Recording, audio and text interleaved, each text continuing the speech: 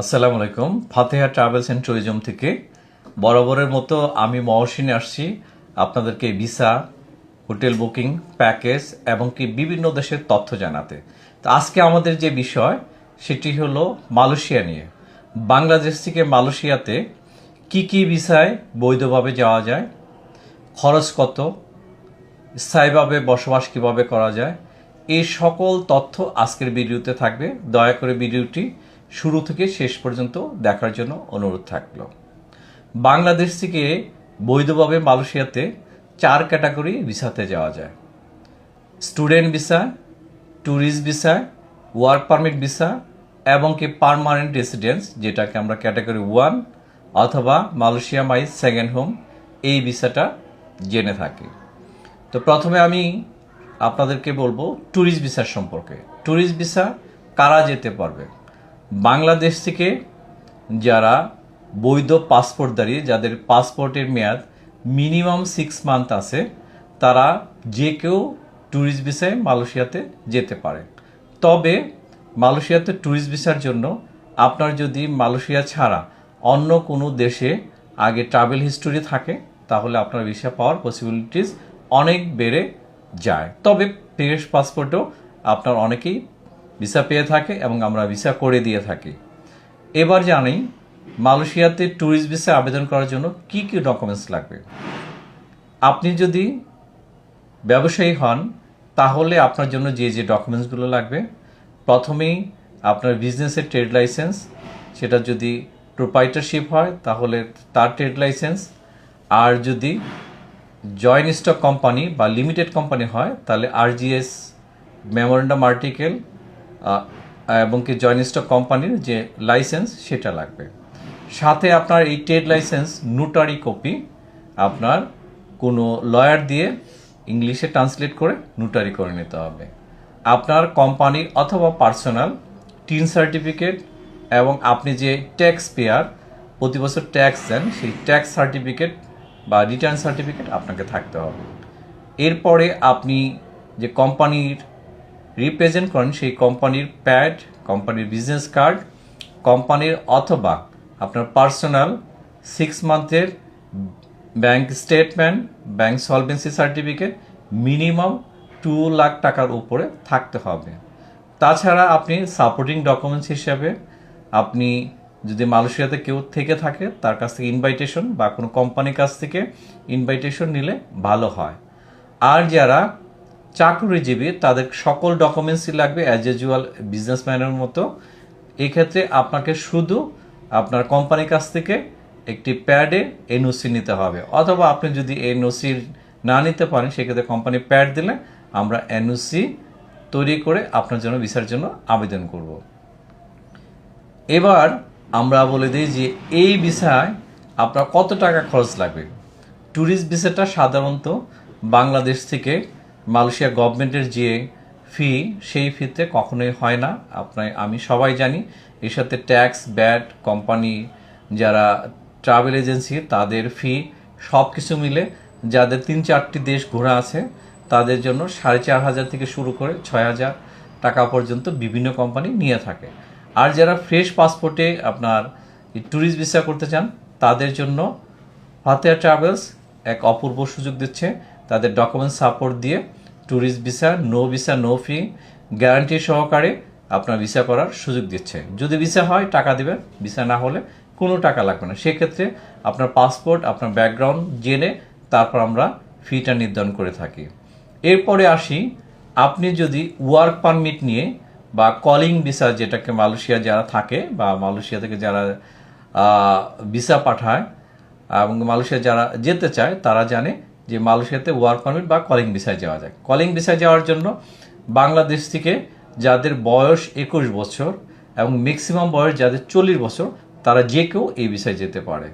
তবে যারা দক্ষ লোক, টেকনিশিয়ান, বিভিন্ন ট্রেডে যাদের অভিজ্ঞতা আছে তাদের জন্য খুবই ভালো স্কোপ বা অপরচুনিটি মালয়েশিয়াতে আছে।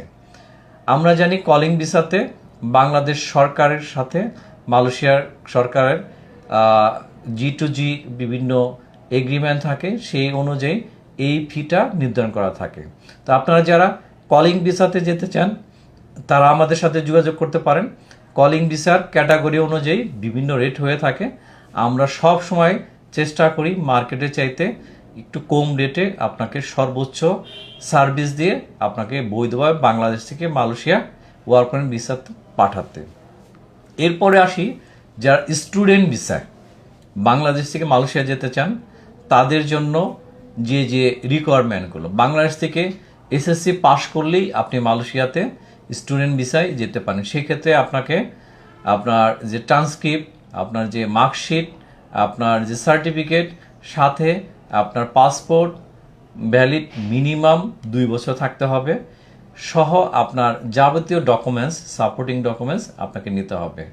তো এই ক্ষেত্রে আপনি যদি এসএসসি পাস হন, মালয়েশিয়াতে আপনি ডিপ্লোমা কোর্সগুলোতে অ্যাপ্লাই করতে পারেন, হোটেল ম্যানেজমেন্টের কোর্সগুলোতে অ্যাপ্লাই করতে পারেন, সাথে আপনি ওখানে ফাউন্ডেশন বিভিন্ন কোর্স আছে, শর্ট টার্ম কোর্স 6 মাস, 1 বছর, 2 বছর, এই কোর্সগুলোতে আপনি যেতে পারেন। এই ক্ষেত্রে আপনার কোর্স এবং কি কোর্সের ডিউরেশন এবং কি ইউনিভার্সিটির উপর ভিত্তি করে খরচটা ভেরিয়েশন করে। এক্ষেত্রে আপনি যদি ধরেন 4 লাখ থেকে শুরু করে 5 লাখ টাকা এর মধ্যে আপনি এই কোর্সগুলো করতে পারেন। এটা ডিপেন্ড অন ইউনিভার্সিটির উপর এবং কোর্সের উপর। এছাড়া যারা এইচএসসি পাস, যারা ইন্টার পাস আমরা বলি, তারা চাইলে বাংলাদেশ থেকে আপনার অনার্স বা ডিগ্রি বা ব্যাচেলর কোর্সে আপনি মালয়েশিয়া যেয়ে পড়াশোনা করতে পারেন। এক্ষেত্রে আপনি যদি চান মালয়েশিয়ার ওয়ার্ল্ড র্যাঙ্কিং যে ইউনিভার্সিটিগুলো আছে সেগুলোতে ভর্তি হতে পারেন। আপনার রেজাল্ট যদি ভালো হয়ে থাকে এবং যদি আপনার আইএলটিএসের স্কোর থাকে, তবে একটি ইনফরমেশন আপনাদের দিয়ে থাকি যে মালয়েশিয়াতে অনেক ইউনিভার্সিটি আছে যেগুলোতে আইএলটিএস না হলেও চলে, তবে আপনাকে একটা ফাউন্ডেশন ইংলিশ কোর্স করতে হবে, অথবা মালয়েশিয়াতে যাওয়ার পর ওখানে আপনাকে ইংলিশ একটা ফাউন্ডেশন কোর্স ইউনিভার্সিটি আপনাকে করিয়ে দিবে। এক্ষেত্রে আপনি আপনার এসএসসি, এইচএসসির যে সার্টিফিকেট, ট্রান্সক্রিপ্ট, মার্কশিট এবং কি প্রফেশনাল যদি সার্টিফিকেট থাকে সেটা সব, আপনার বৈধ পাসপোর্ট, আপনার ছবি, অবশ্যই হোয়াইট ব্যাকগ্রাউন্ড হতে হবে এবং কি ল্যাব প্রিন্ট ছবি হতে হবে, সাথে আপনার টিউশন ফি যেটাকে বলি আমরা, এটা আপনাকে বিয়ার করতে হবে। আপনি ওয়ার্ল্ড র্যাঙ্কিং অনেক ইউনিভার্সিটি আছে যেগুলো মালয়েশিয়াতে অবস্থিত। এই ইউনিভার্সিটিতে বাংলাদেশের যে প্রাইভেট যে ইউনিভার্সিটিগুলো আছে সেই টাকাতে আপনি মালয়েশিয়াতে পড়াশোনা করতে পারবেন এবং কি ভালো একটা ইউনিভার্সিটিতে, একটি উচ্চমানের ইউনিভার্সিটিতে একটি আপনার দক্ষ স্টুডেন্ট হিসেবে আপনি একটা সার্টিফিকেট পেতে পারেন। সাথে আপনার মালয়েশিয়াতে পড়াশোনার পাশাপাশি আপনাদের জব করার কিছু পার্ট টাইম জব আছে, আপনারা চাইলে করতে পারেন। আর যারা মাস্টার্স বা পিএইচডি এই প্রোগ্রামগুলোতে যেতে যাচ্ছেন তাদের জন্য একটি অপূর্ব সুযোগ আছে। আপনারা হয়তো অনেকে জানেন, অনেকে জানেন না। মাস্টার্স বা পিএইচডি প্রোগ্রামে যদি কেউ ভর্তি হয়, তাহলে যদি স্পাউস হিসেবে তার হাজব্যান্ড যদি ভর্তি হয় তাহলে তার ওয়াইফকে নিতে পারবে, ওয়াইফ যদি ভর্তি হয় তাহলে তার হাজব্যান্ডকে নিতে পারবে, সাথে তার বাবা মা এবং কি তাদের যদি সন্তান থাকে তাদেরকে নিয়ে যেতে পারবে। এবং কি মালয়েশিয়াতে তারা চাইলে বিজনেস, ব্যাংক অ্যাকাউন্ট, আদার্স অনেক কিছুই তারা করতে পারবে। আর সর্বশেষ যে ভিসাটা নিয়ে কথা বলবো সেটা বাংলাদেশ থেকে আমরা অনেকেই চাই যে মালয়েশিয়া একটি মুসলিম কান্ট্রি, সেখানে গিয়ে সেটেল হওয়ার জন্য এবং সেখানে আপনার পরিবার নিয়ে বসবাস করার জন্য। তাদের জন্য মালয়েশিয়া গভর্নমেন্ট M2M, যেটা সেকেন্ড হোম নামে পরিচিত, এবং কি ক্যাটাগরি 1 ভিসা, এই ভিসাগুলোতে আপনি মালয়েশিয়াতে যেতে পারেন। আর এই ভিসাগুলোতে যাওয়ার জন্য কিছু ক্রাইটেরিয়া আছে, বিস্তারিত আমি বলতে গেলে অনেক বড় হয়ে যাবে। সেক্ষেত্রে আপনি যদি আমাদের অফিসে আসেন অথবা আমাদেরকে ফোনে যদি নক করেন তাহলে আমরা এই সম্পর্কে আপনাকে বিস্তারিত ধারণা দিতে এবং সাহায্য করতে পারবো। আর যারা আপনারা বাংলাদেশ থেকে পৃথিবীর যে কোনো দেশে ট্যুরিস্ট ভিসা করতে চান অথবা ডোমেস্টিক এবং ইন্টারন্যাশনাল এয়ার টিকিট করতে চান, তারা আমাদের সাথে যোগাযোগ করতে পারেন। ফাতেহা ট্রাভেলস অ্যান্ড ট্যুরিজম সর্বদা কাস্টমারের প্রায়োরিটি, কাস্টমার সার্ভিস প্রায়োরিটি দিয়ে সুলভ মূল্যে সকল ধরনের সার্ভিস আমরা দিয়ে থাকি। তো আজকে এ পর্যন্ত মালয়েশিয়ার এরপর কি কি বিজনেস করা যায়, কি কি বিজনেস করলে কি ধরনের প্রফিট করা যায় এবং কি রুলস রেগুলেশন, এই সম্পর্কে আমরা পরবর্তী একটি ভিডিওতে আপনাদেরকে বিস্তারিত জানানোর চেষ্টা করব। আজকে এ পর্যন্ত এখানে বিদায় নিচ্ছি। আল্লাহ হাফেজ।